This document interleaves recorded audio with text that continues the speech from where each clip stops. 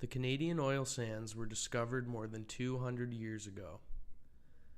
The emergence and commercialization of the automobile stimulated early interest in developing Alberta's oil sand deposits. Commercial production of oil began in 1967 with the opening of the Great Canadian Oil Sands Plant in Fort McMurray.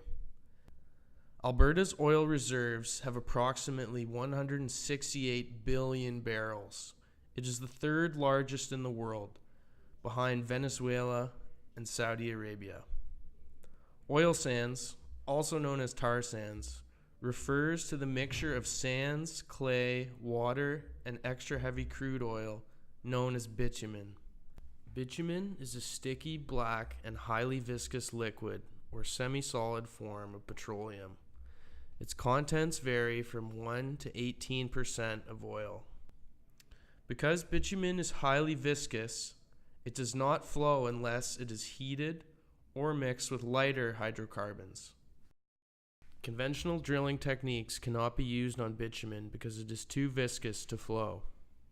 Bitumen can be extracted using two methods: steam-assisted gravity drainage production or open-pit mining. Steam-assisted gravity drainage is currently the most widely used method. It requires the drilling of two horizontal wells, one slightly higher than the other. Steam is injected continuously into the top well, and as the temperature rises, the bitumen becomes more fluid and flows to the lower well. The bitumen is then pumped to the surface. Open-pit mining uses large shovels to scoop the oil sand into trucks, which transports it to the crushers, where the large clumps of sand are processed.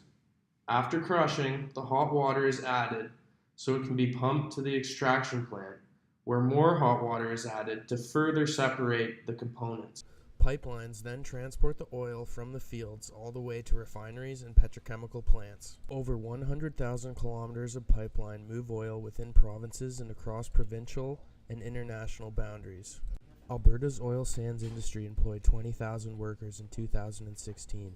That number is projected to grow to more than 35,000 by 2021. Local First Nations communities benefit from the jobs created, with 1,600 workers permanently employed in the industry. The oil sands have made Canada the #1 foreign supplier of oil to the U.S., creating a close economic partnership shared by the two countries. Also, the oil sands have spurred massive economic growth in Alberta. Despite the recent economic downturn, the Alberta oil sands continue to generate huge profits and provide thousands of jobs. As the rate and scale of oil sands development increases, concerns about the associated environmental impacts have grown. In situ development creates a significant disturbance to the boreal forest. These disturbances, from seismic and drill hole exploration, production well pads, roads and pipelines, can negatively impact wildlife. More than any other environmental issue, the provincial government is increasingly being criticized for its approach to climate change.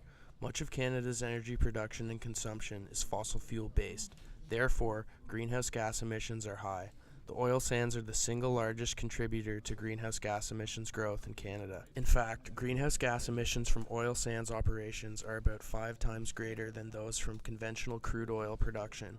Along with greenhouse gases, other pollutants are released into the air during oil sands operations. The extraction of bitumen from oil sands requires an extremely large amount of water, and thus water use is a concern when looking at oil sands extraction. Water used in the oil sands can be recycled, but only small amounts of this water are returned to the natural cycle. Water for oil sands mining is pumped from the Athabasca River, a river that fluctuates seasonally as well as year to year. Withdrawing water during natural low flow periods has the potential to harm aquatic life in the river. This water cannot be returned to the river system because it becomes toxic in the extraction process and must be retained in tailings ponds. Tailings ponds are settling ponds that contain the waste byproduct of oil sands extraction and upgrading. The water in these ponds includes acids, unrecovered hydrocarbons, and trace metals, which are toxic to aquatic organisms and mammals. Reclamation is the attempt to return old surface mines or more frequently tailings ponds to its natural state. The chemicals in the tailings make this process difficult. Reclamation of boreal forest lands after development is a challenge, and the boreal ecosystem will never fully be restored. You can't make a choice between what's good for the environment and what's good for the economy. We can't shut down the oil sands tomorrow.